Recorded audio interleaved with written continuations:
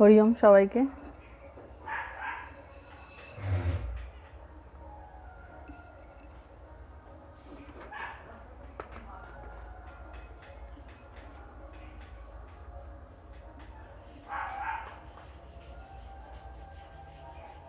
হরি ওম। Hope সাউন্ডটা ঠিক আছে।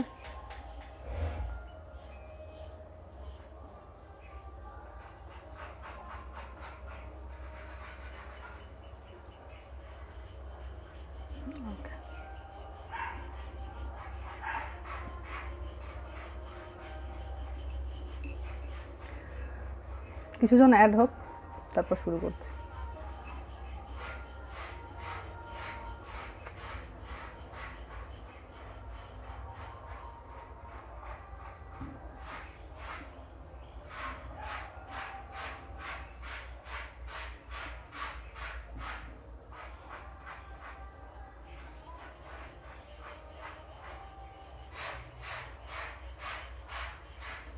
হরি ওম।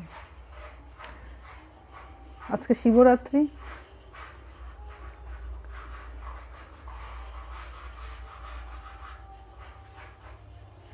খুব শুভ একটা সময়, খুব শুভ একটা দিন।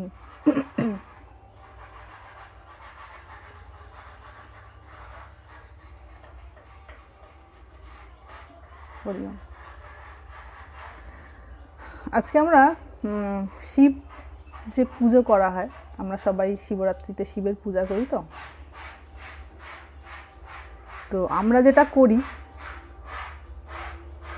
আর যেটা করা উচিত, এই ব্যাপারটা নিয়ে একটু আজকে আমরা আলোচনা করব।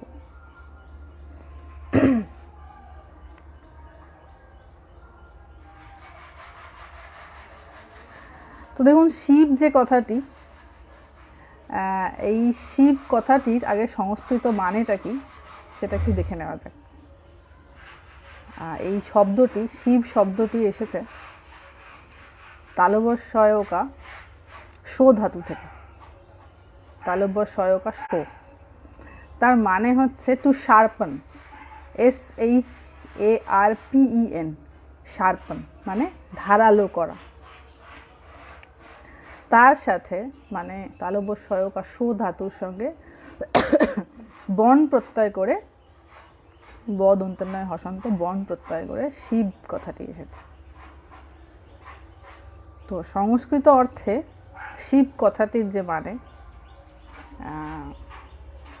ধাতুগত দিক থেকে, সেটা হচ্ছে যখন আমাদের এই যে বিচার বোধ, মানে এই যে নিত্য অনিত্য বিচার,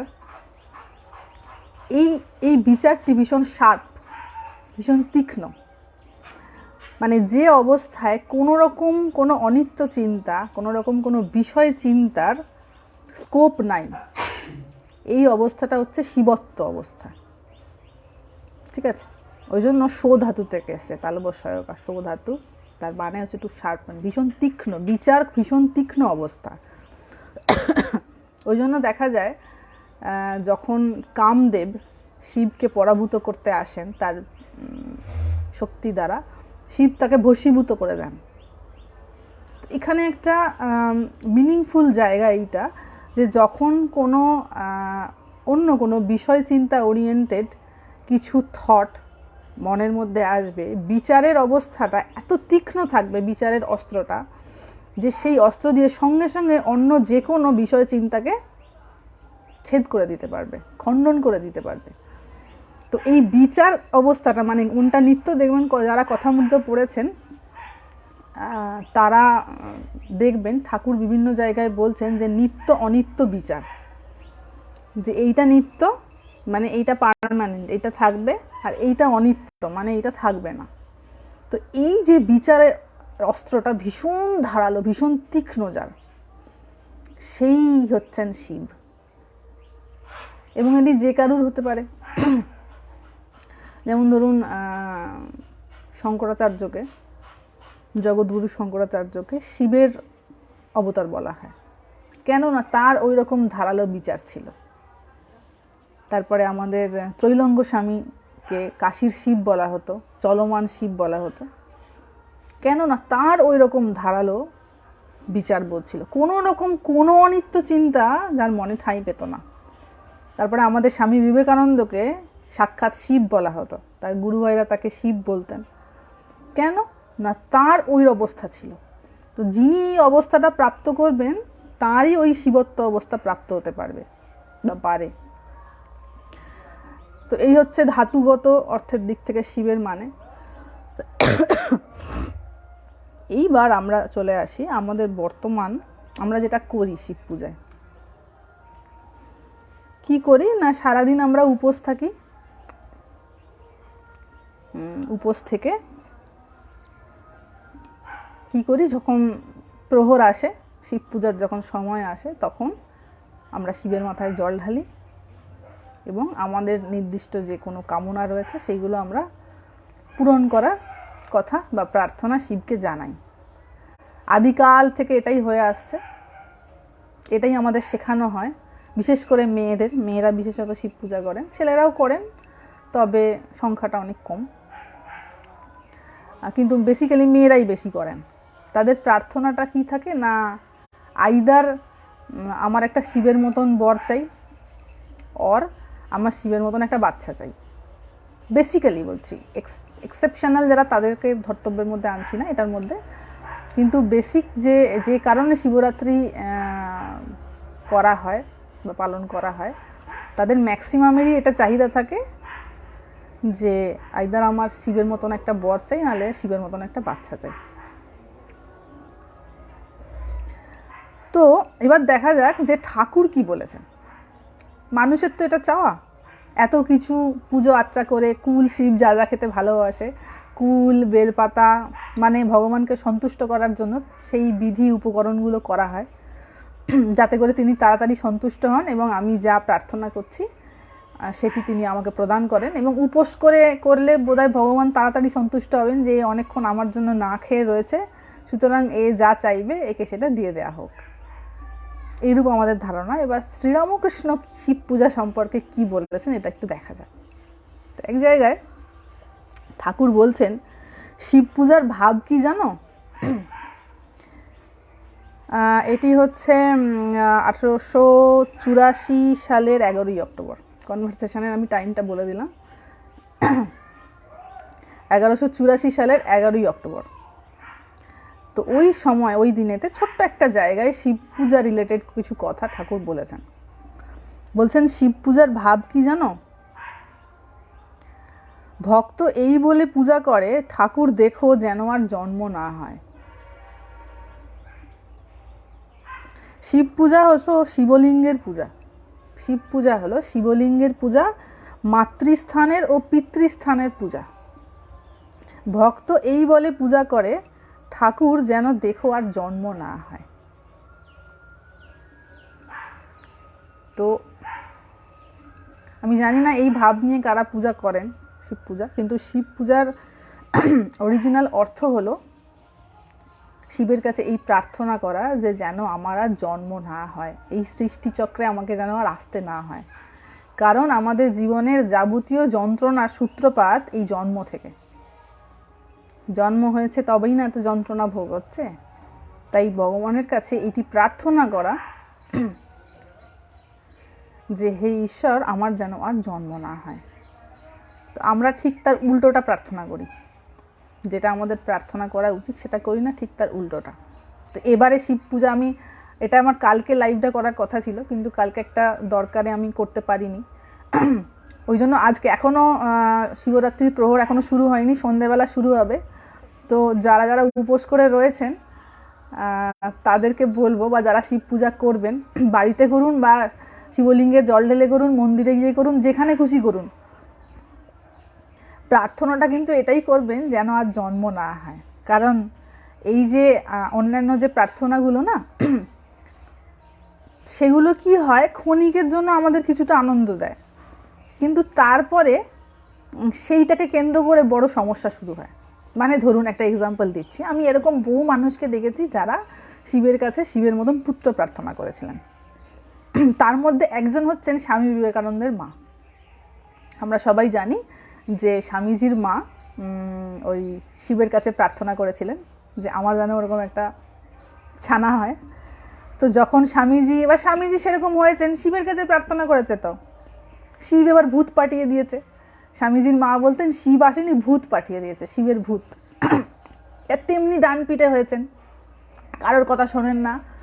যেখানেতে বলেছে ব্রহ্মদত্তী সেই গাছে চেপে বসে পড়েছেন, চূড়ান্ত ডান পিঠে। আর তেমনি ধ্যান করেন, শিব যেমন ধ্যানস্থ হয়ে থাকে, তিনি সেই রকম ছোট্ট থেকে কি খেলা খেলবো না, ধ্যান খেলা খেলবো। স্বামীজির ছোট থেকে খেলা ছিল ধ্যানের খেলা খেলবো। তো এই যে প্রার্থনা করা হলো না, যে তোমার মতন একটা পুত্র দয়, বা শিবের মতন পুত্র হলে সে তো আর সাধারণের মতো হবে না, তার তো চরম বৈরাগ্য হবে। সে বাবা মার কথা শুনবে না, ঠিক আছে? প্রথম কথা হচ্ছে সে বাবা মার কথা শুনবে না, কারণ বাবা মা চাইবে আমার মনের মতন চলুক। সে চেয়েছে শিবের মতন ছেলে, কিন্তু চাইছে আমার মনের মতো চলুক, তো তা হবে না। এবার তার মধ্যে ভগবান যদি একটুখানি ত্যাগ বৈরাগ্যের জার্ম ঢুকিয়ে দেয়, হয়ে গেল, সে আরও কারোরই কথা শুনবে না। এবার ধীরে ধীরে তার যখন ভগবানের প্রীতি বাড়বে, সে ধীরে ধীরে সাধুদের কাছে যাওয়া শুরু করবে, আশ্রমে যাওয়া শুরু করবে। তারপর দেখা গেল তো সাধু সন্ন্যাসী হয়ে গেল, তখন বাবা মার বুকটা কিরম ফাটবে। তো কামনা করা হয়েছিল এক, হয়ে গেছে আর এক। তো সেই জন্য আমরা যে কোনো কিছু কামনা করি, আমাদের মানে আমরা যাতে ভালো থাকি সেই কামনার বস্তুটা নিয়ে, কিন্তু কামনার বস্তু নিয়ে ভালো থাকা যায় না, ওটা উল্টো রেজাল্ট দিতে শুরু করে দেয় একটা সময়ের পর। সেই জন্য ঠাকুর বলছেন যে যদি প্রার্থনা করতে হয়, ভক্ত কি বলে প্রার্থনা করে, যে ভগবানকে ভালোবাসে সে এই বলে প্রার্থনা করে যে ঠাকুর দেখো আমার যেন আর জন্ম না হয়, কারণ আমি জন্মালেই আমার এই দেহ আসবে, আর এই দেহ রিলেটেড যাবতীয় যন্ত্রণা, মন আছে, মনের মধ্যে তো কামনা এমনি আসবে। তো আমি আদৌ সেই যোগ পাবো কি না, বা আমি সেরকম বাবা মা পাবো কি না যাদের সেই সংস্কার থাকবে, বা আমি সেরকম পরিবেশ পাবো কি না, বা আমি সুস্থ শরীর পাবো কি না, সেটার তো কোনো গ্যারেন্টি নেই। অসুস্থ শরীরে তো আর সাধনা হয় না, যত অসুস্থ শরীর সাধনার সম্ভাবনা তত কম। ওই জন্য দেখা যায় মা, ঠাকুর, স্বামীজি এনারা ইন্সপায়ার করছেন যাতে করে শরীরটা সুস্থ থাকে। কিভাবে শরীর সুস্থ থাকে সেদিকে ইন্সপায়ার করছেন, যে শরীরকে কষ্ট দিয়ে কিন্তু ওভাবে বাবা ধর্ম হয় না। এই দীর্ঘদিন না খেয়ে, দিনের পর দিন না খেয়ে যারা করেন, তাদের অচিরেই পাকস্থলীটার 12টা বেজে যাবে, ডাইজেস্টিভ সিস্টেম 12টা বেজে যাবে, ওরম করে তো বাবা সাধন ভজন হয় না। তো ওই জন্য ঠাকুর বলছেন যে যেন আর জন্মই না হয়, মানে না যাব নগর, না হবে ঝগড়। একটা কথা আছে না, নগরেও যাব না, ঝগড়াও হবে না, না আসবে দেহ, না হবে দেহজনিত ঝঞ্ঝাট। এটি কিন্তু ঠাকুরের কথা। তো এবারে যখন পূজা করা হবে, শিবের কাছ থেকে যেন এটা চাওয়া হয়, কারণ যত আনসান্ট জিনিস চাওয়া হবে তত আনসান্ট রেজাল্ট আসবে। এইবার আরেকটি জায়গায় আমি ডেটটা বলে দিচ্ছি, সেটা হচ্ছে 1884 24শে মে। এখানেও কিন্তু শিব পূজাজনিত কথা ঠাকুর বিভিন্ন জায়গায় বিভিন্নভাবে বলেছেন। আমি পুরো কথামৃতটায় শিবরাত্রির দিন কোনো কনভারসেশন আছে কিনা সেটা খোঁজার চেষ্টা করলাম, কিন্তু কোনো জায়গায় নেই। কিন্তু কিছু জায়গায় ওই শিব পূজা রিলেটেড কথা ঠাকুর বলেছেন, সেই মর্মার্থটা কি সেটা আজকে বলার চেষ্টা করা হবে। তো এই দিন কি হয়েছে, 1884 সালের 24শে মে ভক্ত পরিবারের 2 জন ভদ্রমহিলা এসেছেন, 2 যা ঠাকুরের কাছে এসছেন,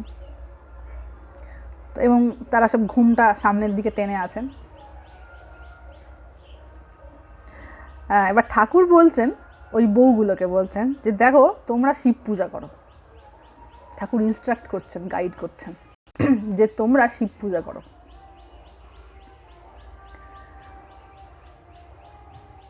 ঠাকুর পূজা করতে হলে ঠাকুরের কাজ অনেকক্ষণ ধরে করতে পারবে।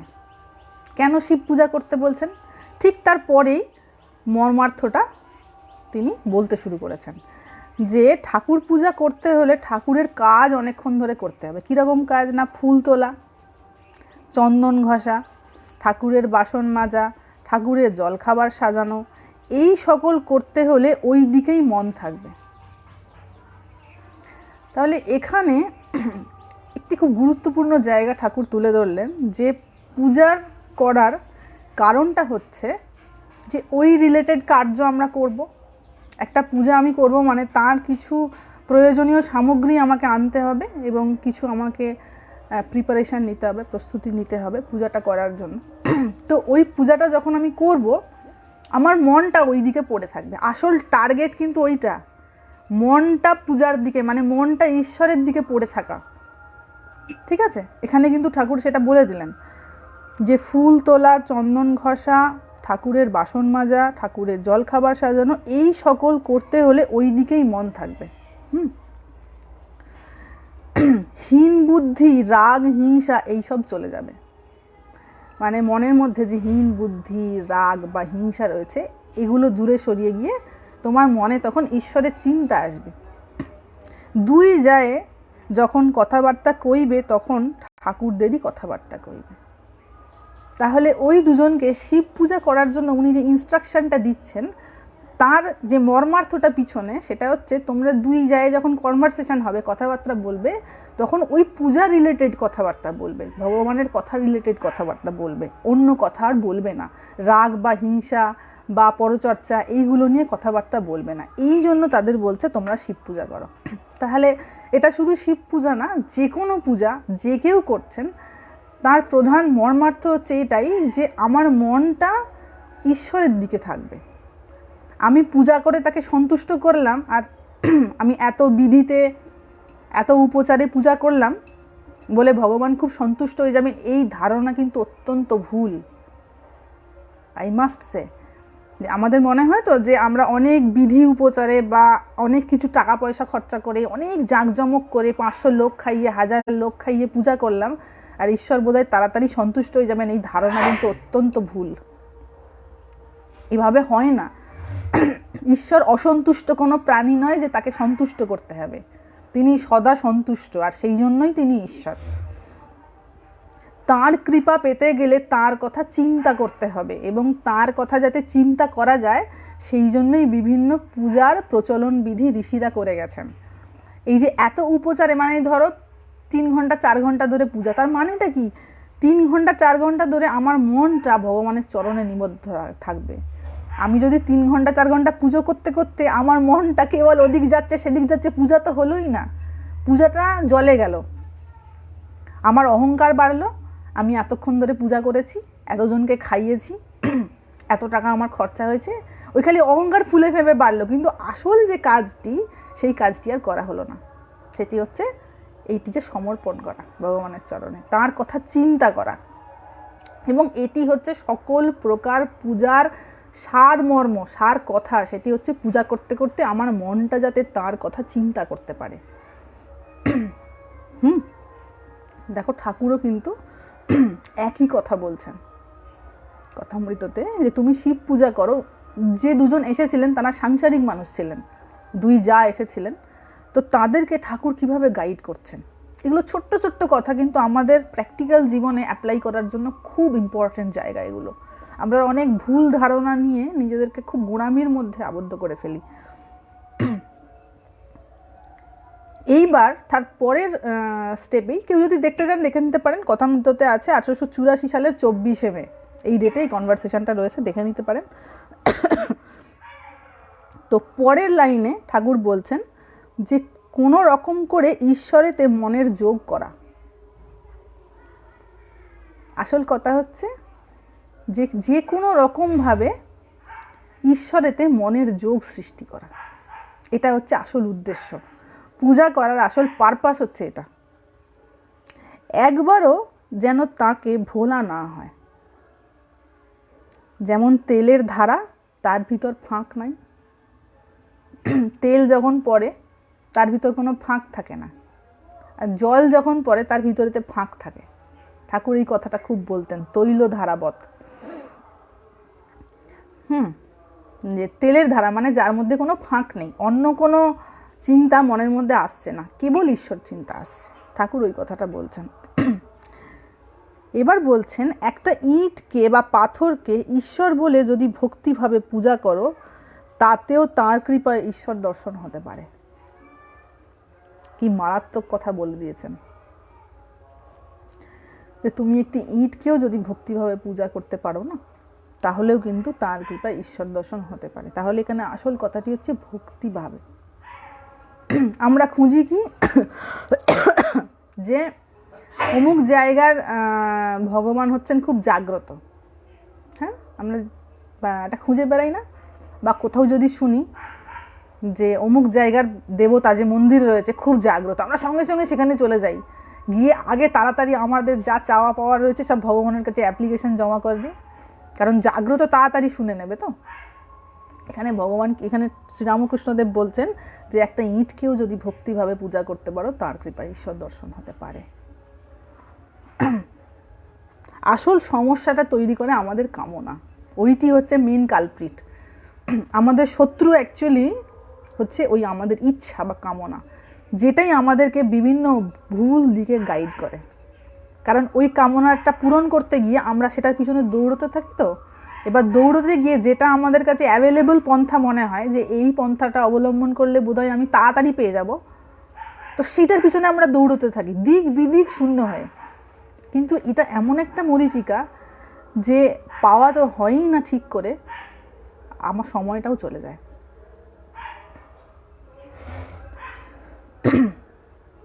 এইবার ঠাকুর বলছেন, আগে যা বললুম শিব পূজা, এই সব পূজা করতে হয়। মানে শিব পূজা বা অন্যান্য যে যা পূজা করে, কৃষ্ণ পূজা, কেউ দুর্গার পূজা, কেউ কালীর পূজা, তো এই পূজা করতে হয়, করার দরকার আছে। এইবার বলছেন তারপর পাকা হয়ে গেলে বেশি দিন পূজা করতে হয় না। দেখবেন কিছু কিছু সাধু সন্ন্যাসীরা রয়েছে পূজা করে না, আমি অনেককে দেখেছি এরকম, তারা পূজা আচ্ছার ধারে কাছে যায় না। এবং ঠাকুরেরও দেখা গেছে একটা সময়ের পর আর উনি আর কালী ঘরে যেতেন না। এবং কথামৃতে আমরা বিভিন্ন জায়গায় পাই যে উনি বলছেন যে আমার কালী ঘরে যেতে আর মন চায় না, আর ইচ্ছা হয় না। কেন ইচ্ছা হয় না তার জায়গাটা উনি এখানে নিজেই ক্লিয়ার করে দিয়েছেন। বলছেন যে একবার পাকা হয়ে গেলে বেশি দিন পূজা করতে হয় না। পাকা হয়ে গেলে মানে হচ্ছে এই যে মনের যোগ, পূজাটা কেন করছি? যাতে ঈশ্বরের সাথে আমার মনের যোগ সৃষ্টি হয়।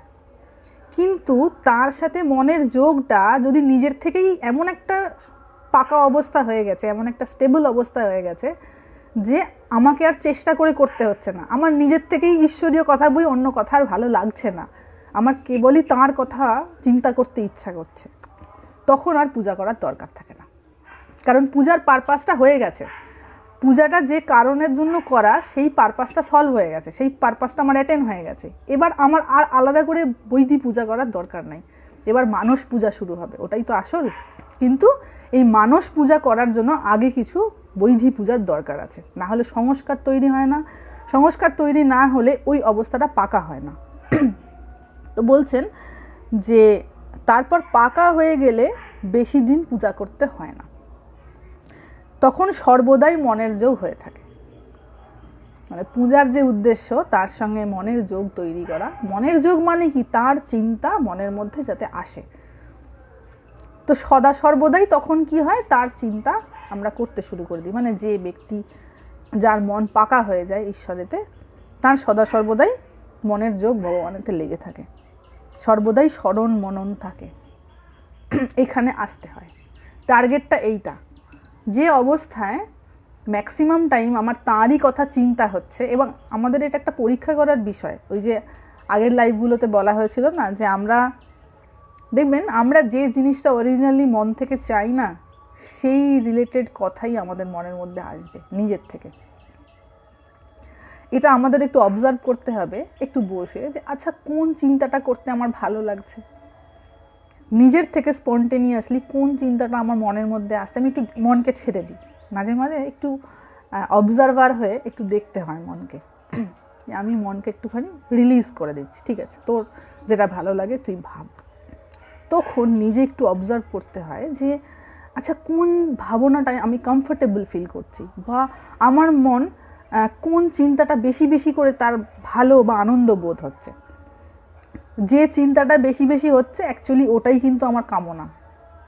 আমি যদি নিজেকে ভুল বোঝাই যে আমি অমুকটা চাই কিন্তু আমার হচ্ছে না, এটা বলার কোনো জায়গা নেই। মানে মানুষ নিজেকে ঠকানোর থেকে বড় ঠকানো আর হয় না।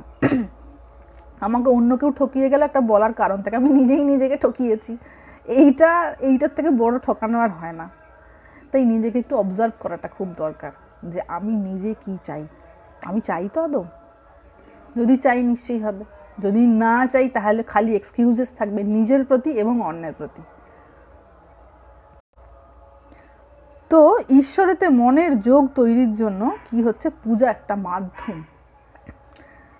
এবং যখন মনের যোগ পাকা হয়ে যায় তখন আর আলাদা করে ওই বৈধিভাবে পূজা করার দরকার থাকে না, তখন মানস পূজা শুরু হয়ে যায় এবং তখন নিরন্তর কেবল ভগবত কথা চিন্তা, ভগবানের কথা বলা এবং তাতেই তার প্রীতিবোধ হওয়া শুরু হয়ে যায়।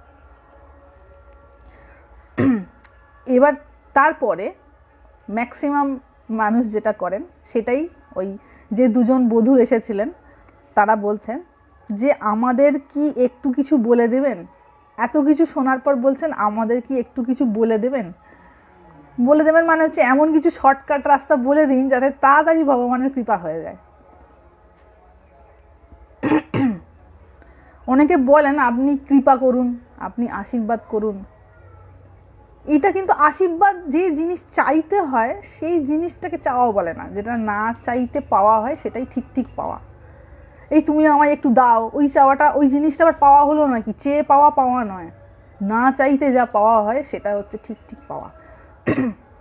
তো আমরা একটু আশীর্বাদ করো, একটু ইস কি ভিখারির মতন আশীর্বাদ করো, কৃপা করো, এটা কি চাওয়ার জিনিস? এরকম করে মহামূল্যবান জিনিস ওরকম করে চেয়ে কারোর আশীর্বাদ পাওয়া যায় না বাবা। কৃপা কখনো চেয়ে পাওয়া যায় না, কৃপার অধিকারী হতে হয়। আমি আশীর্বাদ পাবো ভগবানের, আমি আশীর্বাদ পাবো কোনো সাধু সন্ন্যাসীর, কোনো মহাপুরুষের, যেই হোক, আমি আশীর্বাদ তখনই পাবো যখন আমি আশীর্বাদ পাওয়াটার যোগ্যতা অর্জন করব। এটা এমনি করে পাওয়ার জিনিস না, তুমি আমাকে আশীর্বাদ করো, এটা এরকম করে পাওয়া যায় না। যদি প্রার্থনা করতে হয়, যদি চাইতেই হয়, ভগবানের কাছে এইটা চাইতে হয় যে তুমি আমাকে এমন কৃপা করো যাতে করে আমার আর জন্ম না হয়, আমার যাতে সদ্বুদ্ধি হয় এবং আমার মনটা যাতে সর্বক্ষণ তোমার সঙ্গে যোগাযোগ তৈরি করতে পারে, মনের যোগ তৈরি করতে পারে। কোনো বিষয় কামনার জন্য ভগবানের আশীর্বাদ প্রার্থনার মতন মূর্খামি আর দুটো নেই। কারণ যে জিনিসটা আমি চাইবো ওই জিনিসটা আমার জীবনের বিষ হয়ে আমার জীবনে আসবে, ওটা বিষের মতন ক্যাচ করবে, অ্যাকচুয়ালি পয়জনের মতন। আর আমি আমার জীবনে খাল কেটে কুমির নিজেই আনবো। শুনতে খুব কঠিন কথাটা, কিন্তু এটাই বাস্তব। কথাগুলো শুনতে যাদের ধরুন প্রচুর কামনা বাসনা মনের মধ্যে রয়েছে, এই চাই ওই চাই সেই চাই, তাদের কাছে এই কথাগুলো খুব কষ্টকর, যে এই আবার কেমন কথা, ছেড়ে দিতে হবে বাবা, বড় কষ্ট। কিন্তু ছাড়তে তো বাবা এমনিই হবে। এমনি যখন আমরা ঘুমাই তখন কোন জিনিসটাকে আঁকড়ে ধরে ঘুমাই? চেকবুকটাকে বুকের মধ্যে নিয়ে শোয় মানুষ, পকেটের মধ্যে কোঁচড়ে বেঁধে শোয়। কারণ খুব কেউ অর্থবান, বাড়িতে প্রচুর সোনা দানা রয়েছে, প্রচুর সম্পত্তি, বিয়ের পর বিঘে সম্পত্তি, প্রচুর টাকা পয়সা, যখন ঘুমোয় ওই জমিগুলোকে বুকে আগলে নিয়ে ঘুমায় না তো। তো ওই ঘুমানোরূপ প্রশান্তিটা পেতে গেলে তাকে কিছুক্ষণের জন্য ওই সমস্ত চিন্তা থেকে শূন্য হতে হয়। আর ওইটুকুন ত্যাগ, ওই সময়ের জন্য ওইটুকু ত্যাগ করার জন্য সে ওইটুকুন শান্তি পায়। তাহলে বোঝা যাচ্ছে তো ত্যাগ না করলে শান্তির কোনো জায়গা নেই জীবনে। এটি খুব দরকার। আর যদি ওই ত্যাগটা ধরুন কোনো দুশ্চিন্তা হচ্ছে মনের মধ্যে, লস চলে গেছে, 1 লক্ষ টাকা লস হয়ে গেছে, এমন মনের মধ্যে শখ হয়েছে যে আর ঘুমই হবে না। এবার যতক্ষণ বিষয় চিন্তা মনের মধ্যে থাকবে ঘুম হবে না। তাই ঘুমের ওই প্রশান্তিটা পাওয়ার জন্য মনের এই চিন্তাটাকে আমাকে সরাতে হবে, প্রত্যেককে তাই করতে হয়। যারা যারা ঘুমোতে যান তাদেরকে তৎক্ষণাৎ তাদের যে জীবনের প্রবলেম রয়েছে নিজেকে এটা বুঝিয়ে নিতে হয় যে I will solve that tomorrow, আমি পরে বা কালকে এটার সমাধান করব, আপাতত আমি এখন নিশ্চিন্ত হই। কারণ নিশ্চিন্ত না হলে ঘুম হবে না। তো যারা যারা ঘুমোতে যান, ঘুমন প্রত্যেক দিন, তাদেরকে এইভাবেই ঘুমোতে যেতে, ত্যাগ করতে হয়, আদারওয়াইজ হয় না। ওই যতক্ষণের জন্য ত্যাগ করতে পারি ততক্ষণের জন্য ঘুম হয়, শান্তি। খুব বেশি টেনশনের জিনিস থাকলে 1 ঘন্টা 2 ঘন্টার পর আর ঘুম আসতে যায় না, মাঝরাতে ঘুম ভেঙে যায়। Such is the factor. তো ওই বধূটি বলছেন আপনি একটু কিছু বলে দিন ঠাকুরের কাছে। এরকম সব পাবলিকরা আসতো, ঠাকুর সস্নেহে বললেন আমি তো মন্ত্র দিই না। ঠাকুর বলছেন আমি তো মন্ত্র দিই না। মন্ত্র দিলে শিষ্যের পাপ তাপ নিতে হয়। ঠাকুর বলছেন মন্ত্র দিই না, মন্ত্র দিলে শিষ্যের পাপ তাপ নিতে হয়।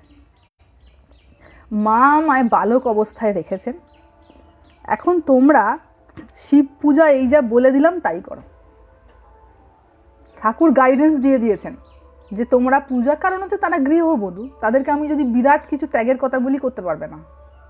তাই যাকে যেমন তাকে তেমন, যে যে ব্যাকগ্রাউন্ড থেকে এসেছে, যার যা বর্তমান পরিস্থিতি, সেই অনুযায়ী তাকে ঠাকুর গাইড করে বলছেন যে তুমি এরকম এরকম করে চলো, আপাতত ইমিডিয়েটলি তোমাকে এটা করতে হবে। এবার তোমার আন্তরিকতার উপর ডিপেন্ড করছে তুমি কতটা সামনে এগিয়ে যেতে পারবে।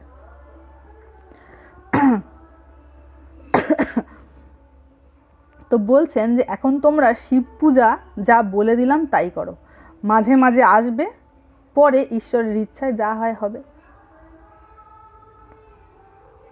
ঠাকুর বলছেন মাঝে মাঝে আসবে, তোমার যদি মনের টান হয়ে থাকে আমার প্রতি, আসবে, এরপর ঈশ্বরের ইচ্ছায় যা হওয়ার হবে।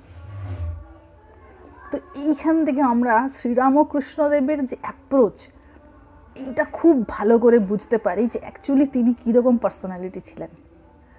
তাকে ধরা খুব কঠিন, যত রকমভাবেই তাকে ছলে বলে কৌশলে, তারপরে সাম দাম দণ্ডভেদ যত রকম পলিসি অ্যাপ্লাই করা হোক না, উনি ঠিক ফাঁকতাল বুঝে পুক করে পালিয়ে যাবেন, ঠিক পাশ কেটে পালিয়ে যাবেন, কারণ তাকে মায়ায় বাঁধা যাবে না, কি না? তিনি যে মায়াবদ্ধ নন।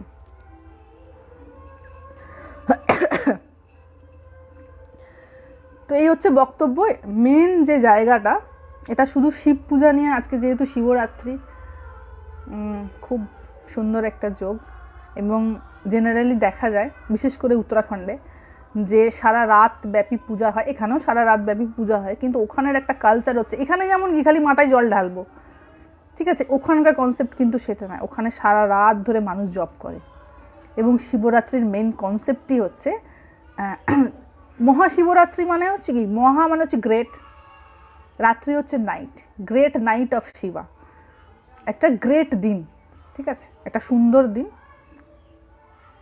দিন বলছি রাত, গ্রেট নাইট। তো সেই রাতে কি করতে হয়, সারা রাত ধরে, মানে ওটাকে আমি উদযাপন করব কিভাবে, হাউ টু সেলিব্রেট এভাবেই করতে হয়। আমি সারা রাত, যেহেতু সারা রাত কেউ যদি জেগে থাকেন বা জল ঢালেন, প্রহর অনুযায়ী জল ঢালেন, তো অনেকে সারা রাত ধরে পূজা হয়, সেই সারা রাত ধরে ভগবানের নাম চিন্তা করতে হয়। এটাই হচ্ছে সিগনিফিকেন্স অফ শিবরাত্রি। এবং তার কাছে প্রার্থনা করতে হয় যে হে প্রভু, আমার যেন আর জন্ম না হয়। এটাকে বিভিন্ন রকমভাবে ম্যানুপুলেটিভ ওয়েতে এখন খুব, কি বলবো, এটা মিসগাইডেড হয়ে গেছে, মানুষ অন্যরকমভাবে ভাবনা তৈরি হয়ে গেছে শিব সম্পর্কে। এমনি শিব সম্পর্কে ধারণাই নেই, ওই বোধহয় একটা জটা জুটো ধারি। দেখুন শিবের একটা কনসেপ্ট কীরকম, শিবের যে বসনটা রয়েছে তিনি বেসিক্যালি কিন্তু ত্যাগী, মানে তার যে কনসেপ্টটা তৈরি করা হয়েছে, তিনি কিন্তু থাকেন কোথায়, শ্মশানে, কোনো সাধারণে থাকবে শ্মশানে, ওইটা একটা ত্যাগের প্রতীক। তার বস্ত্র কি, বাঘ ছাল, সুন্দর পোশাকে তাকে শোভিত করা হয়নি, বাঘ ছাল, ওটা একটা ত্যাগের প্রতীক। তিনি কিসে সন্তুষ্ট, কুল, বেলপাতা, যেটা খুব অ্যাভেলেবল, এটা একটা ত্যাগের প্রতীক। এবং ভগবানের নাম আশুতোষ, তার কারণ তিনি খুব অল্পে সন্তুষ্ট হয়ে যান, ঠিক আছে, খুব অল্পে সন্তুষ্ট হয়ে যান। তো আজকে শিব পূজা, ভগবানকে খুব তাড়াতাড়ি সন্তুষ্ট যদি কেউ করতে পারেন, খুব ভালো কথা, বেশি বেশি কৃপা পাওয়া যাবে। এবং কৃপা হচ্ছে অরিজিনালি এটাই, আমার মনটা যদি ভগবানের চরণে পৌঁছতে পারে, এর থেকে বড় কৃপা আর নাই, এর থেকে বড় আশীর্বাদ আর নাই। কারণ বাকি জাগতিক যত আশীর্বাদ হোক না কেন, সেগুলো সব একটা না একটা টাইমে আমাকে ভীষণ যন্ত্রণার সম্মুখীন করবে, এবং একটা টাইমে তো আমাকে মরতে হবেই। এমন তো নয় যে আমি পূজা করছি বলে মরবো না, মরতে তো হবেই। কিন্তু তার মাঝখানে যদি আমি এই অমৃতত্বের আস্বাদনটা না করতে পারলাম, তাহলে আর তাহলে আমার মায়ের যে প্রসব যন্ত্রণা, মানে আমার মা যে প্রসব করেছে আমাকে, একটা যন্ত্রণা তো তাকে ভোগ করতে হয়েছে। প্রত্যেকটা মানুষকেই তার মা যখন জন্ম দিয়েছেন, তাকে ভীষণ যন্ত্রণার সম্মুখীন হতে হয়েছে তো জীবনে। তাহলে ওই যন্ত্রণাটার আমি কী মূল্য দিলাম, খেলাম দিলাম, পশু পাখির মতন মরে গেলাম, যাতে ওই মূল্যটা দেওয়া হয়ে যায়, বিশেষ করে মাকে। তিনি যে যন্ত্রণাটা সহ্য করেছেন, লালন পালন করে বড় করেছেন, এই জীবনের সার্থকতা সেখানেই, যাতে আমি আর 5টা সাধারণ মানুষের মতন জীবনযাপন না করে একটু অসাধারণভাবে জীবনটা কাটিয়ে যাই। বাকি মরবে তো সবাই, কিন্তু বেঁচে থাকতে অমৃতত্বের আস্বাদন যদি না করা হয়, তাহলে মনুষ্য সৃষ্টির, মনুষ্য জন্মের আর কোনো সার্থকতা থাকলো না। আমার যা মনে এলো করে ফেললুম, খেতে ইচ্ছা করছে খেয়ে ফেললুম, ঘুমোতে ইচ্ছা করছে ঘুমিয়ে বললুম, তো পশুরাও করে। ওদিকে একটা কী আওয়াজ হচ্ছে, ভৌ ভৌ করতে করতে চলে গেল কুকুরগুলো। ঘুম পেয়েছে, রাস্তার মধ্যে ঘুমিয়ে পড়লো। খিদে পেয়েছে, কার বাড়ির দরজায় চলে গেল। তো আমরা তো সেটা নই।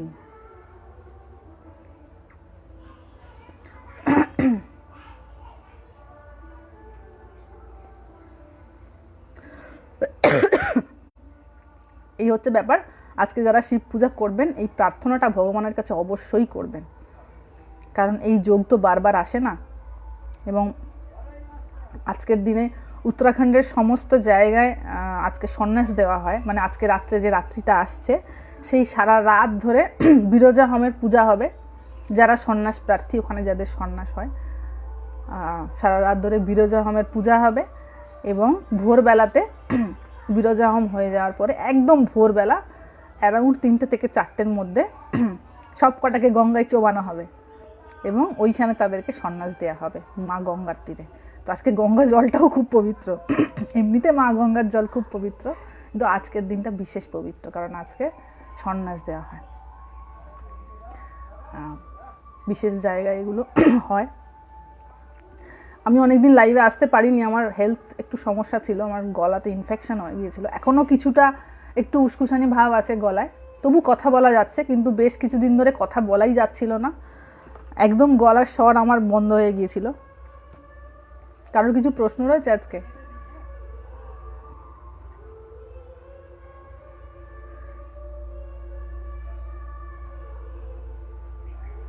আসল জিনিসটা যদি ধরাই না হলো, বাদ বাকি খালি ডাল পাতা, ঠাকুর বলতেন না, তুমি ফল খেতে এসেছো, ফল খাও বাবু।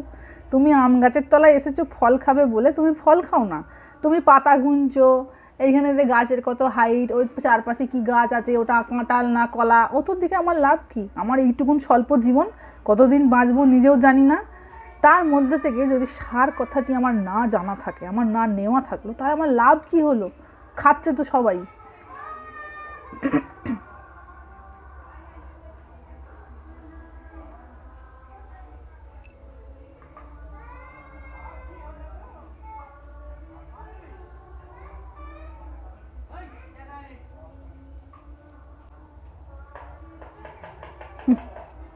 প্রশ্ন করার কিছু নেই। 4 প্রহরে জল দেবার সময় কি মন্ত্র বলবো? মন্ত্র না জানা থাকলে যেটা বলা হলো ওটাই প্রার্থনা করবে, হে ভগবান। ভগবানের কোনো ল্যাঙ্গুয়েজ প্রবলেম নেই কিন্তু, ঠিক আছে, যে সংস্কৃত মন্ত্র বলেই ভগবানের কাছে প্রার্থনা করতে হবে এরকম কোনো ব্যাপার নেই। তিনি সব ল্যাঙ্গুয়েজ বোঝেন, অ্যাকচুয়ালি মনের ভাবটা আসল। তো ওই যেটা বলা হলো যে আমার যেন আর জন্ম না হয়, এটাই ভগবানের কাছে চাইতে হয়। আমাকে যেন না আর ফিরে আসতে হয়, কারণ আমি বুঝে নিয়েছি এই জন্ম খুব যন্ত্রণার। এমন কেউ বলতে পারবেন যে আমি জন্মেছি, যার যতই বয়স, 15 বছর, 16 বছর, 20 বছর, 50 বছর, কেউ বলতে পারবেন যে আমি জীবনে খুব আনন্দে আছি?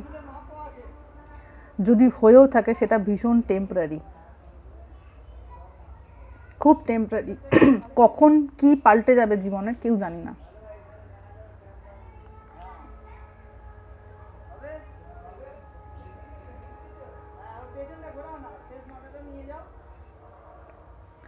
আসলেই জন্ম অনেক যন্ত্রণার। হ্যাঁ, ওই জন্যই তো ঠাকুর বারবার বলছেন যে ভগবানের কাছে কখনো প্রার্থনা করো না আমায় এই দাও ওই দাও সেই দাও, প্রার্থনা করো যে যাতে করে আমাকে আর জন্ম না নিতে হয়, আমার যেন আর না জন্ম হয়। বাবা, বড় কষ্ট পেয়েছি, আর পেতে চাই না। মাকে জিজ্ঞাসা করা হলে, যখন মা শারদামণিকে ওনার সব ছানাপোনারা জিজ্ঞাসা করছেন যে মা তুমি আবার কোথায় আসবে, মা বলছেন আমাকে কচু কাটা করে ফেললো, আমি আর আসছি না। সেটা কি শুধুই মনুষ্য, আরে জন্মই যেন না হয়, মনুষ্য হোক অমুক হোক তুমুক হোক, যেন জন্মই না হয়, এটাই প্রার্থনা করতে হয়।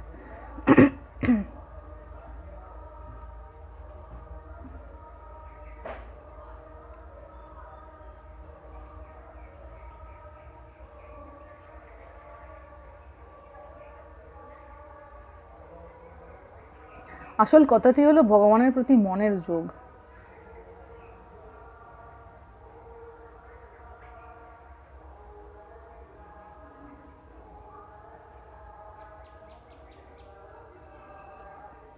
কে বলছেন আমার প্রশ্নের উত্তর দিচ্ছেন না? আপনার প্রশ্নটা খুব কি বলবো অপ্রাসঙ্গিক, সেই জন্য। পুরোটা শুনলে এই প্রশ্নটা আসতো না।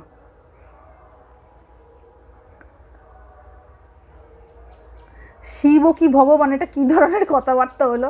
শিব যদি ভগবান না হয় তাহলে তাহলে আমরা তার কথা আলোচনা করছি কেন?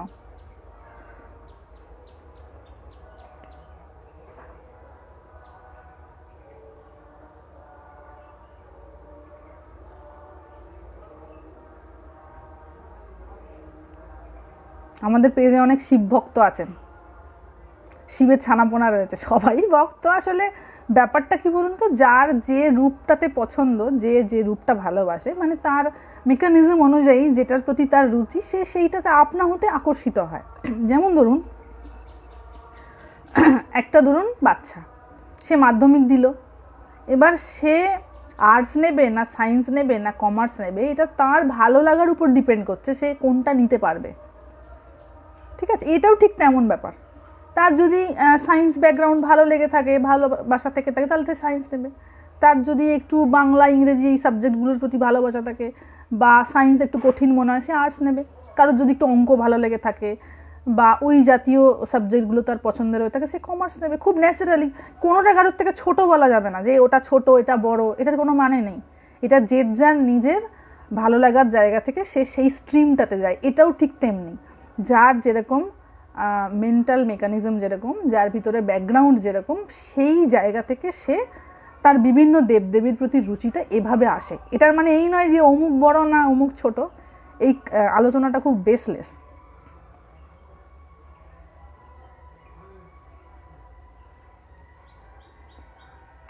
কেউ তো বলছেন 22 তারিখে ঠাকুরের তিথি পুজো,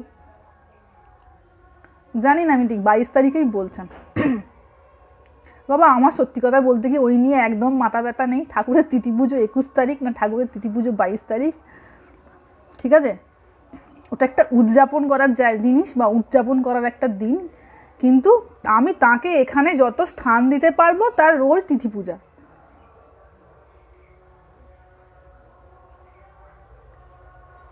তাই আমাদের মনের গণ্ডিটাকে এইটুকু না বানিয়ে এটা অনেক বাড়াতে হবে। ঠিক আছে, এটার পরিধিটাকে অনেক বাড়াতে হবে।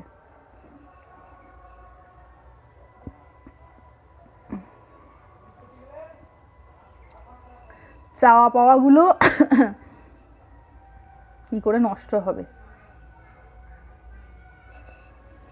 উপোস করে দিতে পারি না, শারীরিক কষ্ট হয়। বড়রা অনেক কথা শোনান, বড়রা বড় ঠিক করে হতে পারেনি বলেই তো কথা শোনায়।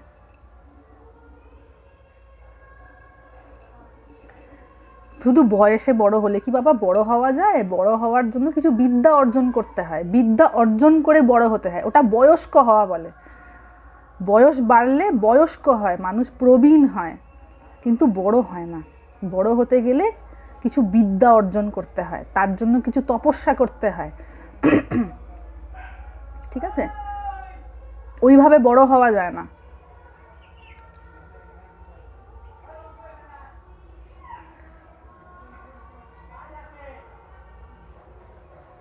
চার প্রহরে কি কি প্রসাদ দেবো? আপনার যা খেতে ভালো লাগে ভগবানকে দিয়ে দিন, আপনি তো খাবেন, আবার চিন্তার কি আছে? ভগবানের ওসব কোনো ব্যাপার নেই।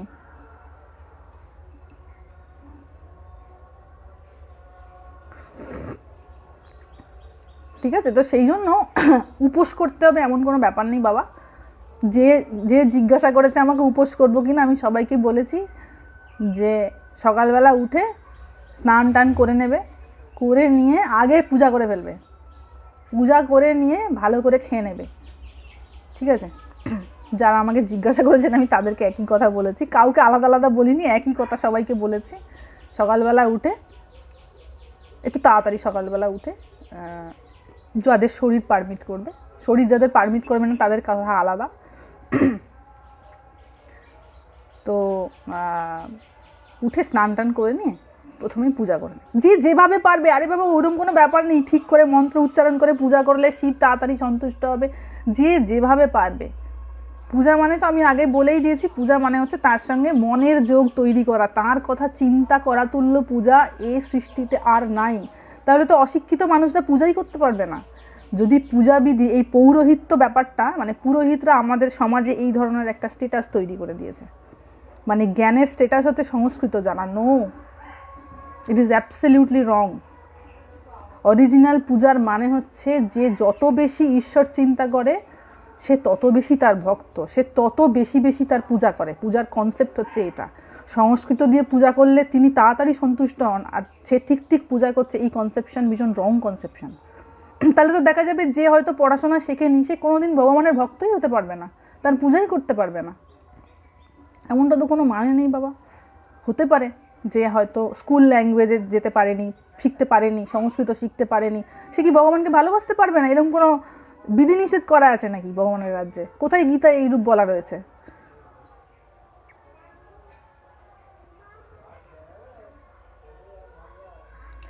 তো ওই পূজা করে নিয়ে, পুরো পূজা করে নেওয়ার পর ভালো করে ব্রেকফাস্টটা ভালো করে পেট পুরে খেয়ে নিতে হবে। খেয়ে নিয়ে এইবার টার্গেট হচ্ছে অন্যান্য কাজকর্ম। অন্তত আজকের দিনটা যদি কেউ সেলিব্রেট করতে চান, অন্তত বাকি কাজকর্মগুলো আজকের দিনের জন্য পাশে সরিয়ে রেখে, যাতে করে সারাদিন অন্তত ম্যাক্সিমাম জব করা যায়। ম্যাক্সিমাম যাতে জব করা যায়, এবং এটাই হচ্ছে ঠিক ঠিক সেলিব্রেশন অফ পূজা। পূজা মানে লোক খাওয়ানো, ঢ্যাম ড্যাডাম করে গান বাজবে, আর কি কি বলে ইয়ে হবে, ঘন্টা বাজবে, এটাকে পূজা বলে না।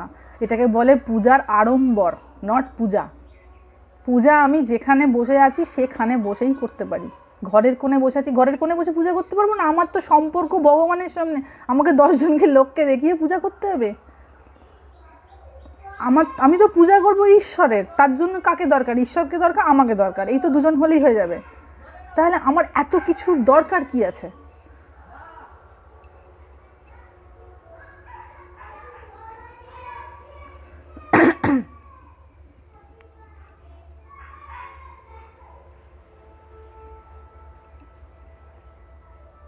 আমার মনে আছে এরকমই একটা শিব পূজার দিনে, এটা পসিবলি ইয়ারটা হচ্ছে 2013 সাল।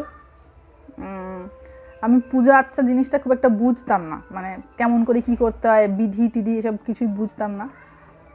তো পূজা সেদিন শিবরাত্রির দিন ছিল, আমার এখনও মনে আছে।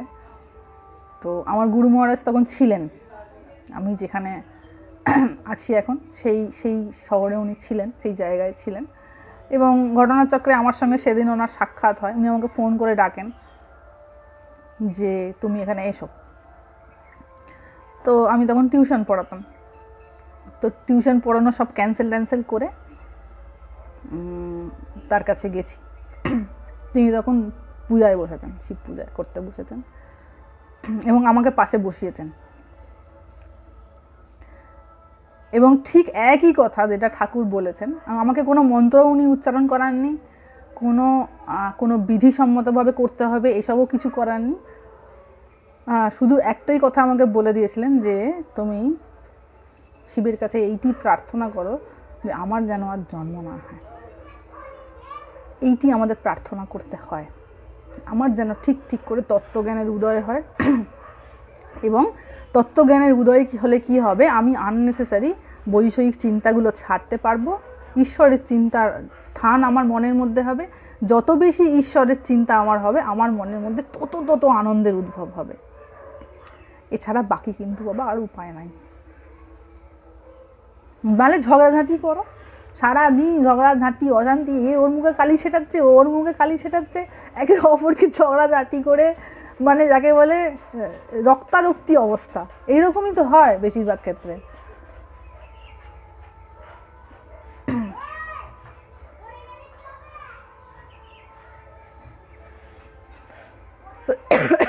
এবং আমরা এটা ভুলে যাই, ওই যে বললাম না যে যেহেতু আমি ভগবানের পূজা করব, দুজন দরকার। যেমন ধরুন বিবাহের জন্য তিনজন দরকার, একটা হচ্ছে যে যে দুজনের বিবাহ হবে আর যিনি পুরোহিত, এই দুজন, এই তিনজনের তো দরকার হয়, আর দরকার হয় না। ঠিক তেমনি আমি ভগবানের পূজা করব মানে ভগবানকে দরকার আর আমাকে দরকার, বাকি জিনিসগুলো কিন্তু আননেসেসারি। আর পূজার মাধ্যমটা হচ্ছে এই মনের চিন্তা। সর্বশ্রেষ্ঠ পূজার উপকরণ হচ্ছে মনের চিন্তা। আমি আমার মনের মধ্যে তাকে স্থান দিয়ে তার সর্বশ্রেষ্ঠ পূজা করতে পারি। বাকিগুলো হচ্ছে বৈধি পূজা। বৈধি পূজা কেন? যারা ভগবানে মন দিতে পারছেন না তারা এই ধরনের বৈধি পূজার মাধ্যমে যাতে তাদের মনটাকে কিছুক্ষণের জন্য হলেও ভগবানের সঙ্গে যুক্ত করতে পারে।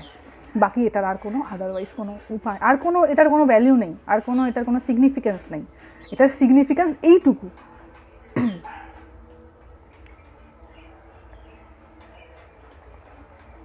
এবং ওই যে বললাম না যে আমি ঈশ্বরকে অনেক ভালোবাসি, এটা আমার মনের মধ্যে চিন্তা আসতে পারে, কিন্তু আমাকে নিজেকে যাচাই করে দেখতে হবে যে 24 ঘন্টার মধ্যে কতক্ষণ আপনা হতেই আমার মনটা তার দিকে যাচ্ছে। এটা হচ্ছে সিমটম, ঠিক আছে, সিমটম। এবং আমি যে ওরিয়েন্টেড চিন্তা করব না, আমার কার্যটা ওই রিলেটেড হবে, তাই কাউকে ঠকানো যাবে না। আমি যদি ভগবানকে ভালোবেসে থাকি, আমার মনের মধ্যে যে চিন্তা আসবে, আমার কার্যটা তো ওই রিলেটেড হবে, স্পন্টেনিয়াসলি আমি ওই কাজটাই করব। তাই আমার মনটা যদি ভগবানে নিবদ্ধ হয়ে থাকে, তাকে ভালোবেসে থাকে, তাকে চেয়ে থাকে, আমি কিন্তু উল্টো কার্যগুলো আর করতে পারবো না। আমি যদি বলে থাকি আমি ভগবানকে ভালোবাসি আর ঠিক তার উল্টো কার্যগুলো করছি, বুঝতে হবে কোথাও একটা গোলমাল আছে। তো এটা নিজেকে অবজার্ভ করতে হবে। অন্য কেউ অবজার্ভ করলে সেটা লজ্জাজনক হয়ে যাবে। নিজের কাছে মানে আমি যদি নিজেকে অপমান করি, আমার গায়ে লাগবে না। অন্য কেউ আমার ত্রুটির জায়গাটা দেখে ফেললে বড্ড সেটা লজ্জার ব্যাপার হয়ে দাঁড়াবে।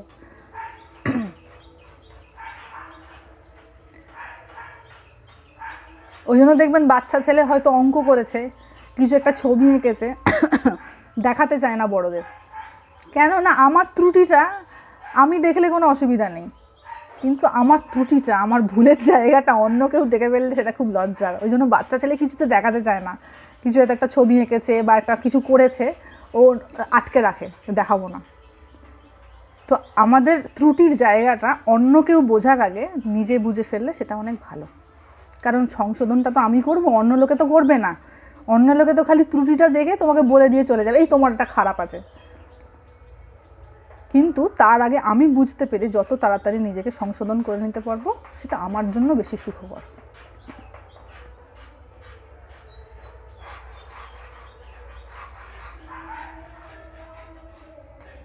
একজন জল খেতে বলেছেন, জল খাই একটু।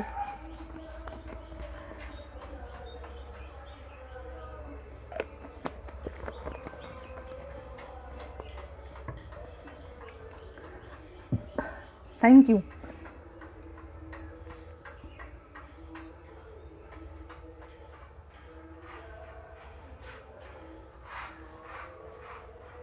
ত্রিতাপ যন্ত্রণা কি? এই যে আধি দৈবী, আধি ভৌতিক, আধ্যাত্মিক, এটা নিয়ে আমাদের আগে আলোচনা হয়েছে। এই যে ধরুন এই যে গান বাজনা বাজছে, দুমদুম করে, যেখানে শিবের সব ভক্তরা রয়েছে দুমদুম করে গান বাজাবে, এটা এক প্রকারের যন্ত্রণা। শরীরের রয়েছে সেটা এক ধরনের যন্ত্রণা, বিভিন্ন যারা ডিজিজ রয়েছে যাদের, সেটা এক প্রকারের যন্ত্রণা। আর আরেক প্রকারের যন্ত্রণা হচ্ছে ধরুন এই যে মশা মাছি পোকা মাকড়, এরা আমাদের যে ব্যথা দেয়, যে যন্ত্রণা দেয়, এটা এক রকমের যন্ত্রণা। তবে আমি বলবো সব থেকে কঠিন যে যন্ত্রণা সেটা হচ্ছে এই দেহের যন্ত্রণা। এইটা বড় কষ্টকর। এই জায়গাটার ঊর্ধ্বে ওঠার জন্যই এত তপস্যা। মানে শেষ পর্যন্ত গিয়ে এই দেহটাই বাধা হয়ে দাঁড়ায়। যে দেহের সুখের জন্য আমাদের এত প্রচেষ্টা, শেষ পর্যন্ত এই দেহটাই বাধা হয়ে দাঁড়ায়।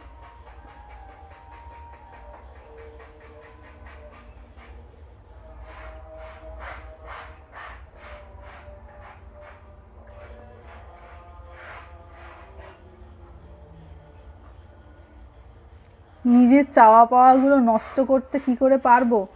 যা চেয়েছিলাম কিছুই তো শেষ পর্যন্ত পাওয়া হলো না, শান্তি দিল না, ওটা ভাবলেই তো আপনি চাওয়া পাওয়া হবে না।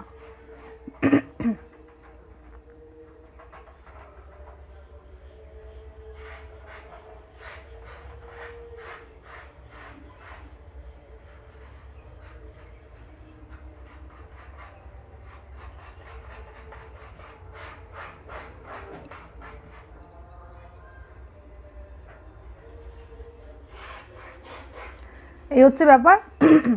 এবং খুব বেশি দেখুন, একটা কথা বলবো যে পৌরাণিক বিষয়গুলোকে খুব বেশি গুরুত্ব দেবেন না। পৌরাণিক বিষয়গুলো কি বেশি বেশি পড়লে কি হয়, আসল জায়গাটা চাপা পড়ে যায়। মানে ঘটনার যে অরিজিনাল মর্মার্থ সেটা তো আমরা বুঝতে পারি না, আমরা শুধু উপরের যে পৌরাণিক বিষয়টা রয়েছে সেইটাতে বেশি কনসেন্ট্রেট করলে কি হয়, আসল জায়গাটা চাপা পড়ে যায়।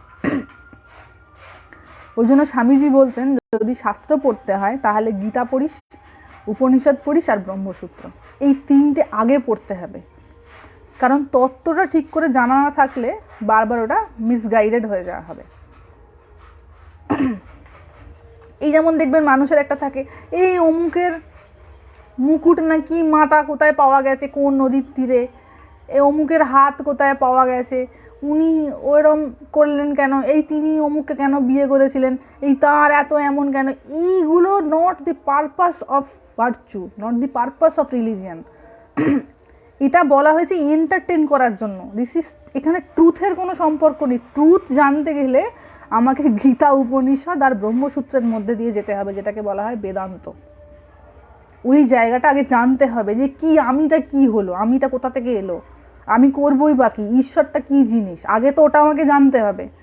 তাই ওইটা যেন তেন প্রকারে জেনে নিলে কি হবে, আমার বাকি জিনিসগুলো বুঝতে অনেক সুবিধা হবে।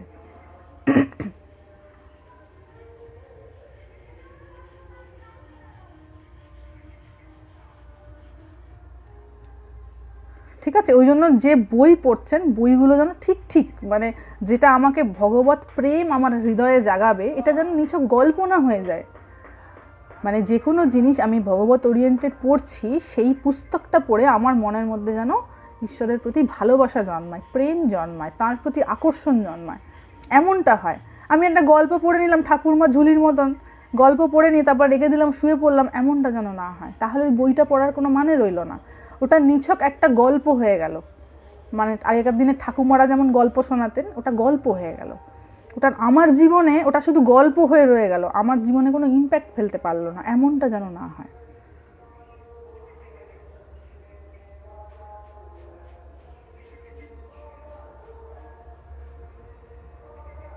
ঠিক আছে, অনেক হয়ে গেল। কতক্ষণ হলো? 1:28 বেজে গেছে, প্রায় 1 ঘন্টা হতে চললো। আমাকে এবার আমার কাজ করতে হবে। সবাই ভালো থাকবেন। অর্থটা কি সব সময় বুঝতে পারি না, সেক্ষেত্রে বারবার পড়তে হবে। গীতার বিভিন্ন শ্লোকের নিচেই তো মানেটা লেখা থাকে, এবং গীতার যে গোরখপুর প্রেসের যে গীতাটা, তার মানেটা খুব কঠিন তো নয়, মানে খুব একটা কঠিন তো ভাবে তো লেখা নেই। কিছু কিছু শ্লোক আছে যেগুলো একটু বুঝতে অসুবিধা হবে, ওগুলো থাক, ওগুলো রিড করলেই হবে, মানে ওগুলো একটু পড়লেই হবে। কিন্তু এক্ষুনি গীতা যদি এক্ষুনি পড়ে একদিনে 1 বছরে মানে বোঝা যেত, তাহলে তো সেটা গীতা হতো না, তাহলে তো সেটা সর্বশাস্ত্রের সার হতো না, তাই না? ওটা কঠিন বলেই তো সেটা গীতা, কঠিন বলেই তো সেটা নিয়ে রিসার্চ হচ্ছে, সেটা নিয়ে চর্চা হচ্ছে, মানুষ সেটা নিয়ে বছরের পর বছর পড়ছে, কঠিন বলেই তো। সহজ যদি হতো তাহলে এটার এত ভ্যালিউ তো থাকতো না, তাই না?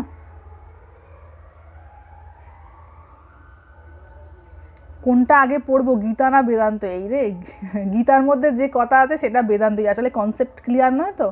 আগে একটু কনসেপ্টটা ক্লিয়ার হোক, আগে একটু গীতাটা পাঠ হোক, ঠিক আছে? গীতাটাকে পড়া হোক, তারপরে ধীরে ধীরে ঈশ্বর যদি কৃপা করেন নিশ্চয়ই বোঝা হবে। আমি আগেই বলে দিচ্ছি, যারা সহজভাবে জীবন বাঁচতে চান, খাবো দাবো ঘুমাবো, বাবা, তাদের জন্য এই লাইফটা কিন্তু নয়, এই পেজটা তাদের জন্য নয়। ইজি গোয়িং লাইফ যাদের পছন্দ, মানে আমি খাবো দাবো ঘুমাবো আর আমার বিভিন্ন সম্পদের অধিকারী হব, এই চিন্তাভাবনা যার, তাদের জন্য এই পেজটা নয়। এই পেজটা তাদের জন্য যারা নিজেদের স্বাভাবিক জীবনে বেঁচে বুঝে নিয়েছেন যে অ্যাকচুয়ালি আমার কিন্তু শান্তি হচ্ছে না, সে যে কোনো কারণেই হোক, পারিবারিক অত্যাচারে হোক, নিজের কোনো পাস্ট ব্যাকগ্রাউন্ডের জন্য হোক, যে কোনো কারণে হোক, শারীরিক অসুস্থতার জন্য হোক বা ভগবত কৃপায় হোক, কোনো সাধুসঙ্গ করে হোক, যেভাবেই হোক, কারোর মনের মধ্যে যদি এই চিন্তা এসে থাকে যে আমি স্বাভাবিকভাবে খেয়ে পরে ঘুমিয়ে আমার জীবনে শান্তি হচ্ছে না, তখন সার্চ আসে তাহলে শান্তি কোথায়। সেইখানে ভগবানের চাওয়ার সূত্রপাত, জীবনে ভগবানকে আনার সূত্রপাত সেখানে। তো এই জায়গাটা যাদের নেই তাদের জন্য বাবা এটা নয়, ঠিক আছে? আমার প্রচুর কামনা বাসনা রয়েছে, তাদের জন্য এটা নয়। প্রচুর কামনা যাদের রয়েছে তারা আমনি কামনার পিছনে ছুটবে, তাদের জীবনে ভগবানের দরকার নাই, তাই না? ভগবানের জীবনে ইম্পর্টেন্সটা তাদের যাদের কামনা কমতে শুরু করেছে, এবার বুঝে গেছে অ্যাকচুয়ালি ওটা বিষ, আমার মনের মধ্যে যা যা এত চাহিদা ছিল অ্যাকচুয়ালি ওটা লাইক এ পয়জন। তো এই পয়জন ফিলিং যদি না আসে তাদের জন্য বাবা ভগবানের এখন অনেক ভুগতে হবে। ভগবানের চিন্তা তো আসবে, কিন্তু প্রচুর আরও ভোগান্তি হবে। যাদের বর্তমানে 40 তারা আরও 20 বছর জ্বলবে আগুনে পূর্বে দাউ দাউ করে, তারপরে 60 বছরে গিয়ে যদি একটু মনে হয় কিছুই তো হলো না, ওই কিছুই তো হলো নাটা আসতে হবে, ঠিক আছে? কিছুই তো হলো না এই বোধটা যার যত তাড়াতাড়ি আসবে তার তত তাড়াতাড়ি ওই ভগবানের দিকে মনটা যাবে। আর এখনও যদি মনে হয় যে না না এখন আমার অনেক কিছু পাওয়ার আছে, এই তো এটা হতে হবে, ওটা হতে হবে, সেটা হতে হবে, এখন অনেক কিছু আমার প্ল্যানিং রয়েছে, এখন আমাকে এটা করতে হবে, তার জন্য ভগবত চিন্তার এই এখন এই মুহূর্তে তার দরকার নেই। ওটা এখনও জানতে হবে ভোগান্তি অনেক বাকি আছে, ওই ভোগান্তিটা হওয়ার পর তবে যদি মনে চিন্তা আসে। কারণ এটি সত্য, লাল মাখানো কথা তো সবাই বলতে পারবে, একটা কথার মধ্যে হাজার লাল টাল মাখিয়ে পেঁয়াজ রসুন মশলা লাগিয়ে অনেকে বলতে পারবে, কিন্তু বাস্তব সেটা নয়। 60-এর পর আবার চলতে হবে, সে আর বলতে কি জ্বলে না, জ্বলছে না এমন কেউ আছে?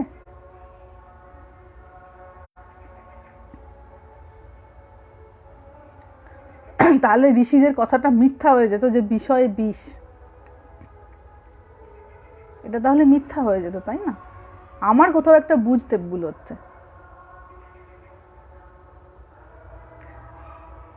ত্যাগ বৈরাগ্য, ভগবানের কথা মানে হচ্ছে বাবা ত্যাগ বৈরাগ্যের কথা। ভগবান মানে তিনি সব ভোগ করিয়ে দেবেন, ভগবান সব কিছু ভোগ করিয়ে দেবেন এটার জন্য ভগবান নন। ভগবত কথা হচ্ছে ত্যাগ বৈরাগ্য সম্পন্ন, যে মনের মধ্যে ত্যাগ আনবে এবং জাগতিক ইচ্ছার প্রতি বৈরাগ্য তৈরি করবে, তাদের জন্য এই জিনিসগুলো। শাস্ত্র তাদের জন্য, শাস্ত্র পড়ে আমার মনের কামনা পূরণ হয়ে যাবে ওই জন্য শাস্ত্র নয়। জীবনটা হচ্ছে জ্বালার, ওই ভগবান তো জ্বলন দিয়েছেই ওই জন্য, একটুখানি জ্বলে যাতে মনে হয় বাবা রেহাই কোথায়, কে একটুখানি শান্তির সন্ধান দেবে, কোথায় একটু শান্তি রয়েছে, তখন ওই টুকটুক টুকটুক করে মনটা একটু ভগবানের দিকে এগোবে, আদারওয়াইজ তো যাবে না। সন্ন্যাসীরাই জ্বলে না আমার মনে হয় বাবা, সন্ন্যাসী যে ঠিক ঠিক সন্ন্যাসের আদর্শকে জীবনে আপন করতে পেরেছে তার তো জ্বলনের জায়গা নেই, কারণ জ্বলাবে তো তাকে বিষয় চিন্তা। অ্যাকচুয়ালি জ্বলায় হচ্ছে মনের কামনা, কামনাটা কি কোনো বিষয় ওরিয়েন্টেড কামনা। এবার যদি কেউ সন্ন্যাসী হওয়ার পরেও তার বিষয় কামনা থেকে তাকে, সে সন্ন্যাসী হয়েও চলবে, কিছু করার নেই, রুলস তো সেম ফর অল। ভগবানের রুলস তো ওরকম নয় হ্যাঁ বাবা কেউ সাধু সন্ন্যাসী হয়ে গেছে মানে তার রুলস আলাদা, মানে কেউ গেরুয়া পরে নিয়েছে মানে তার রুলস আলাদা, কেউ সংসার করছে মানে রুলস আলাদা, এমন তো ব্যাপার না। সাধু সন্ন্যাসী আর গৃহীর ভাগটা এই সোসাইটিতে, ঈশ্বরের রাজ্যে সবাই সমান। তাই যদি মনের ইচ্ছা থেকে থাকে তাহলে গৃহত্যাগ করেও সে জ্বলবে, আর যদি মনের ইচ্ছাকে কেউ ত্যাগ করতে পারে তাহলে সংসারের থেকেও সে পরম শান্তির জায়গা প্রাপ্ত করতে পারবে। আসল হচ্ছে মনের কামনা, ওটা যার যত কমবে তার তত মনে শান্তি আসবে। আর কামনা তখনই কমবে যখন ভগবত কামনা তৈরি হবে। ভগবত কামনা যত বেশি তৈরি হবে তত বিষয় কামনা কমবে, কারণ ভগবান এমন একটা অমৃত তত্ত্ব, ওই আস্বাদন পাওয়া যত বেশি শুরু হবে না তখন বিষয়টাকে তুচ্ছ বোধ হওয়া শুরু হবে। এটা কেমন জিনিস আমি তো বাবা বলে বোঝাতে পারবো না, ওটা যার হয়েছে সে বলতে পারবে।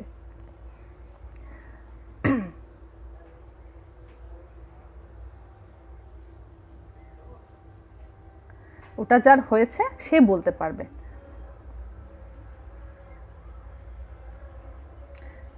মন থেকে এই সন্ন্যাসী হওয়াটা বড় নয়, উপলব্ধিটাই সব। হ্যাঁ উপলব্ধিটাই তো আসল। সাধু কি করে আলাদা করে, তার রিয়েলাইজেশন প্লেনটা অন্যর থেকে আলাদা। রিয়েলাইজেশন ইজ রিলিজিয়ান স্বামীজি কেন বলেছিলেন? স্বামীজি তো কোথায় বললেন যে হ্যাঁ ওইখানে তো সব গেরুয়া পরে বেরিয়ে পড়ো, না। স্বামীজি বলেছেন রিলিজিয়ান কি ইজ রিয়েলাইজেশন। তোমার যখন রিয়েলাইজেশন হওয়া শুরু হয়ে যাবে, তুমি যখন এটা উপলব্ধি করতে পারবে যে অ্যাকচুয়ালি আমি কিন্তু শুধু এই ক্ষুদ্র দেহেতে আবদ্ধ নই, আমার অস্তিত্ব এর থেকে অনেক বেশি, অনেক বড় কিছু। দেন তোমার ধর্মজীবন শুরু হলো। আমরা কি মনে করি যে এইখানে এই একাদশীতে এইটা খেতে হবে, ওই পূর্ণিমাতে ঠেকাঠেকি হয়ে গেছে, ওইটা আমার ধর্ম। কোথায় ধর্মকে ভগার খাদে নিয়ে চলে গেছি, ধর্মকে ঠেলে ফেলে দিয়েছি খাদেতে। ধর্ম নিয়ে একটা ভিডিও আসবে, আমার খুব মানে আসলে ধর্ম ব্যাপারটা খুব কন্ট্রোভার্সিয়াল টপিক, তো আমি ওই জন্য ওইসব নিয়ে ভিডিও আনতে চাই না। ওই লাইভের মধ্যে দিয়ে যতটুকুন জানা হয়, বেশি দরকার কি আছে বাবা? যার জানার হবে, যাকে ঈশ্বর জানাবার হবে, তিনি তাকে পাঁক থেকে তুলে এনে রাজ সিংহাসনে বসিয়ে দেবেন। আর যাকে ফেলার ইচ্ছা হবে না, তাকে সিংহাসন থেকে ফেলে এনে ওই কাদাতে মুখ ডুবিয়ে দেবেন। তাই যার হবে, যার জানার হবে, সে কোনো না কোনো মর্ফত ঠিকই জেনে যাবে। ত্যাগকে সামনে রেখে ভোগের, এত সহজ ভোগের কামনা ত্যাগ করা বাবা, এত সহজ না। ঈশ্বর কৃপা থাকতে হবে, তার জন্য গুরু কৃপা থাকতে হবে, গুরুকে সেই রকম হতে হবে।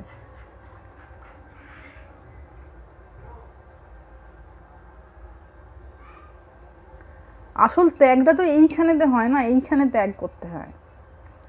এইখানে ত্যাগ হলে বাইরে আপনি ত্যাগ হয়ে যায়।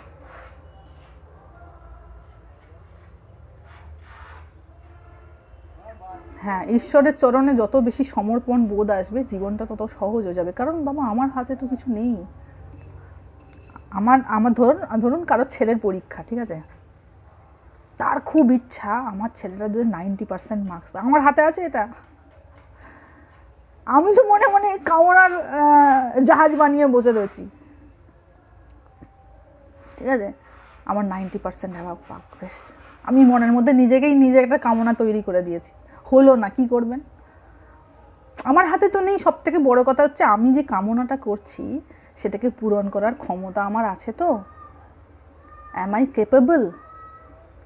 আমি কি কেপেবল? আমি কি সমর্থ আমার মনের ইচ্ছাকে পূরণ করার জন্য? সমর্থ নই। তাই আমি এমন একটা কিছু চাইছি যেটা পূরণ করার ক্ষমতা আমার নাই।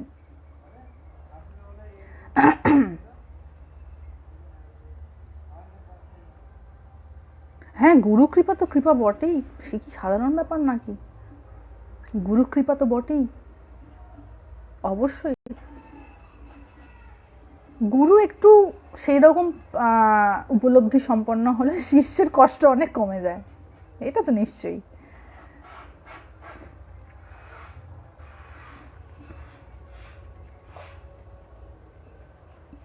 কারণ তার গাইডেন্সটা অনেকটা সহযোগিতা করে না, তিনি তো অনেকটা দূর পর্যন্ত দেখে নিয়েছেন। আর সেই রকম সংযমের জীবন দেখতে দেখতে দেখতে দেখতে নিজের মধ্যে আপনিই সংযম চলে আসবে, যেটা সাম দাম দণ্ডভেদ এই নাক টিপে এমনি করে প্রাণায়াম করে করতে হয়, ওটা দেখে দেখে চলে আসবে।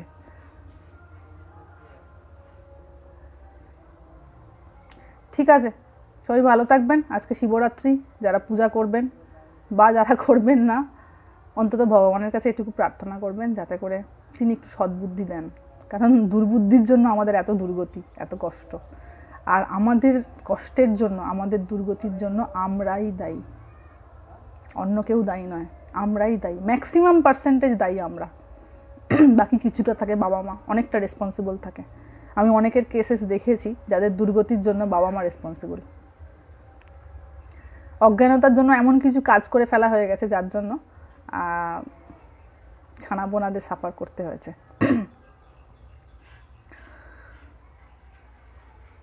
তাই অন্তত এইটুকুন যাতে প্রার্থনা করা হয় যে প্রভু আর যাই, এই যে এই জন্মটা তো আমি কাটিয়ে দিলাম, কোনো উপায় নেই আর, অন্তত যাতে